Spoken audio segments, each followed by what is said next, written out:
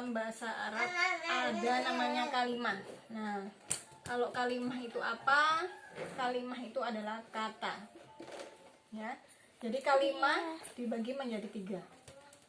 Yang pertama isim, kemudian yang kedua fi'il, yang kemudian yang ketiga adalah harfun. Ya. Isim seperti apa? Seperti Muhammad. Jadi nama orang, nama hewan, nama tumbuhan. Kemudian wardatun. Wardatun berarti bunga mawar. Jadi bisa dikatakan Muhammad atau wardah. Ini namanya isim. Kemudian fi'il. Fi'il itu adalah kata pekerjaan seperti akala. Ya, akala fi'il madi. Kemudian yadribu. Yadribu berarti sedang memukul atau akan memukul, ya. Kemudian contoh yang ketiga kul, yadribu, ya. Fi'il madi akala, yadribu fi'il mudhari, kul amr, ya. Jadi fi'il itu ada fi'il namanya amr, madi. Madi itu berarti sudah lampau, berarti sudah makan. Kemudian yadribu fi'il mudhari, sedang atau akan dikerjakan. Yadribu akan memukul. Kemudian kul, katakanlah, ini namanya amr. Fi'il amr adalah perintah.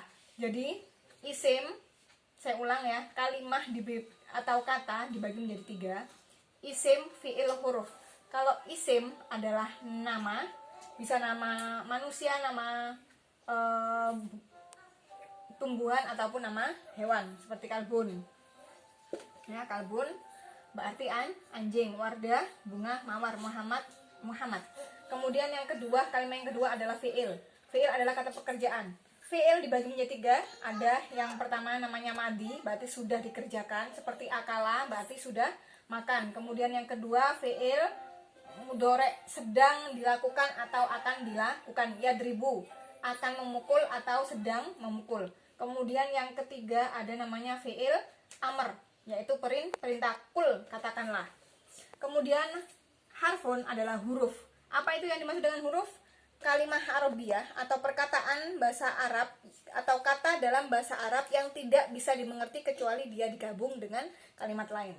Seperti apa? Fi, artinya di dalam. Jadi dia tidak bisa dipahami kecuali kalau digabung dengan kalimat lain. Fil madrasah, artinya di dalam sekolahan. Kemudian ila, tidak bisa dipahami kecuali dia digabung dengan kalimat lain seperti zahaba Muhammadun ilal masjid. Biar aku ganti aja. Jadi Muhammad pergi ke masjid, ya. Jadi ila, fi tidak bisa dipahami kecuali dia bergabung dengan kalimat yang lain. Kemudian dalam bahasa Arab juga ada namanya, kalau kalimat kata, ya, jadi satu kata. Ada lagi namanya jumlah. Nah, dalam bahasa Arab ada namanya jumlah. Apa itu jumlah? Ya, jumlah adalah susunan dari beberapa kata. Kalau kata cuma satu-satu, Muhammad, wardah, kalbun, ya. Kalau jumlah terdiri dari beberapa kata. Misalkan akala Muhammadun aruzza.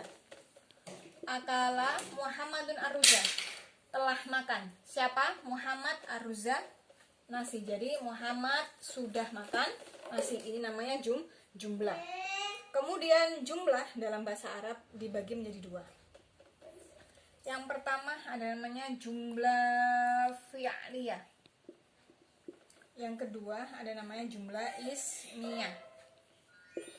Ya. Dilihat kalau fi'liyah dari kata-kata fi'il. Berarti jumlahnya terdiri dari fi'il dan fa'il. Jadi kalau fi'liyah itu jumlahnya terdiri dari fi'il atau kata pekerjaan, kemudian fa'il adalah orang yang mengerjakan. Contohnya seperti ini. Akala ini fi'il. Kemudian Muhammad adalah fa'il. Jadi siapa yang makan? Ya, yang makan adalah Muhammad. Ya. Kemudian aruzza ini namanya maf'ul. Maf'ul ini seperti dalam bahasa Indonesia adalah objek. Ya, kalau fa'il subjek. Ya. Kemudian kalau fi'il predikat. Nah, seperti ini. Jadi jumlah dalam bahasa Arab ada dibagi dua, fi'liyah dan ismiyah. Jadi fi'liyah itu apa? Fi'liyah adalah suatu jumlah yang terdiri dari fi'il dan fa'il. Jadi ada fi'ilnya, ya, diingat-ingat fi'liyah berarti dari kalimat fi'il. Kemudian ismiyah. Kalau ismiyah ini terdiri dari beberapa isim. Contohnya at-talib, mahirun. Ya, at-talib ini apa? Seorang murid laki-laki, dia berarti isim. Ya, murid laki-laki adalah isim. Kemudian mahirun, ya, ini juga isim. Isim apa? Isim sifat. Ya, jadi at-talib ini isim, nama orang, ya, atau seseorang. Kemudian mahirun isim sifat. Okay? Nah, jadi ismiyah ini adalah suatu jumlah yang tersusun oleh yang namanya mubtada, ya, mubtada dan khobar.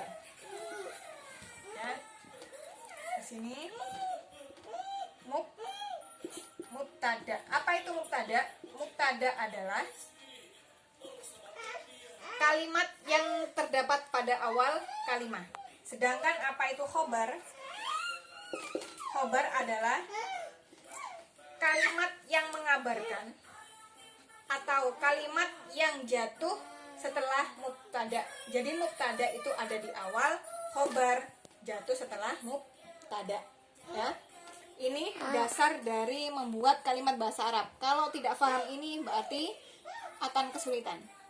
Oke? Kata semua. Jadi jumlah, saya ulangi, jumlah dibagi menjadi dua, jumlah fi'liyah, jumlah ismiyah. Kalau fi'liyah terdiri dari fi'il dan fa'il. Kalau misalkan ismiyah, ya, jumlah yang terdiri dari mubtada dan khobar. Mubtada itu berupa isim, khobar juga dari isim.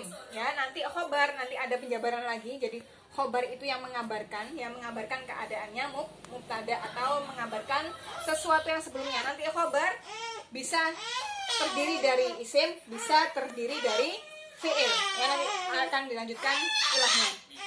Silakan dipahami, semoga sukses.